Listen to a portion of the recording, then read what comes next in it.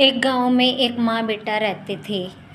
एक बार उसका बेटा इतना बीमार हो गया, बहुत ज़्यादा बीमार हो गया। वह माँ अपने बेटे को लेकर जगह जगह पर घूमी, लेकिन उसका कहीं भी इलाज नहीं हो रहा था।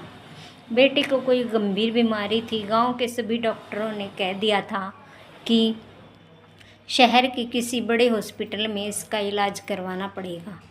माँ बेचारी कहाँ से इतने पैसे लाती और अपने बेटे का इलाज करवाती। माँ बहुत चिंतित रहती। जब भी बेटे को थोड़ी सी भी खांसी आती तो वह उसके सिरहाने बैठ जाती और उसका सिर सहलाने लगती, कभी उसके हाथ पैर सहलाने लगती।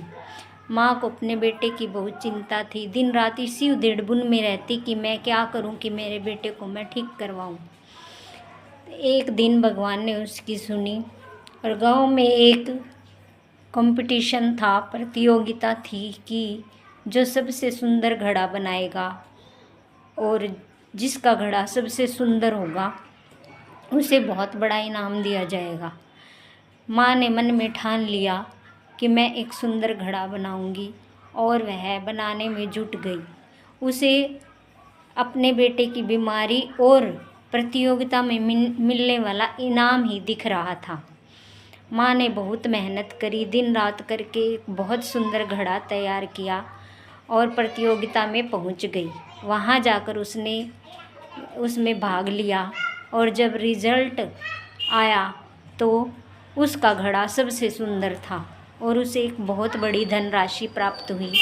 उस धन को लेकर वह अपने बेटे का इलाज करवाने के लिए शहर चली गई और अपने बेटे का इलाज करवाया। इलाज होते हुए उसका बेटा बिल्कुल ठीक हो गया। जब उसका बेटा ठीक हुआ तो माँ की खुशी का ठिकाना ना रहा।